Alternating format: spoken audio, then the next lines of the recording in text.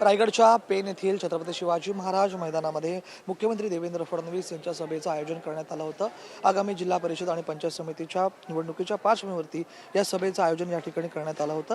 त्याचबरोबर नगर परिषदेमध्ये निवडून आलेले विविध जे सदस्य आहेत, नगरसेवक आहेत, त्यांचा देखील सन्मान जो आहे तो मुख्यमंत्री देवेंद्र फडणवीस यांच्या हस्ते या ठिकाणी केला जाणार होता। मात्र अचानकपणे अजित पवार यांची जे अपघाताची बातमी आल्याच्या नंतर मुख्यमंत्री देवेंद्र फडणवीस जे आहेत त्यांनी ही जी सभा आहे ती या ठिकाणी रद्द केलेली आहे। आपण जर बघितलं तर या ठिकाणी मोठ्या प्रमाणामध्ये या सभेचं नियोजन करण्यात आलं होतं।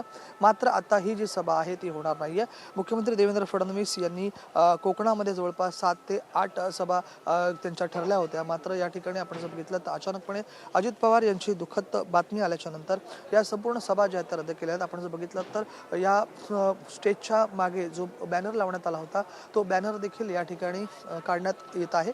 एकंदरीत आपण जर बघितलं तर अचानकपणे अजित पवार यांची दुःखद बातमी आल्याच्या नंतर ही जी सभा आहे ही रद्द झालेली आहे आणि त्याच बरोबर जे आहेत ते या ठिकाणी जे बॅनर्स वगैरे होते ते देखील आता काढण्याचं काम जे आहे ते आयोजकांच्या मार्फत सुरू आहे। राज वैशंपाय, ट्यून मराठी, पेण, रायगड।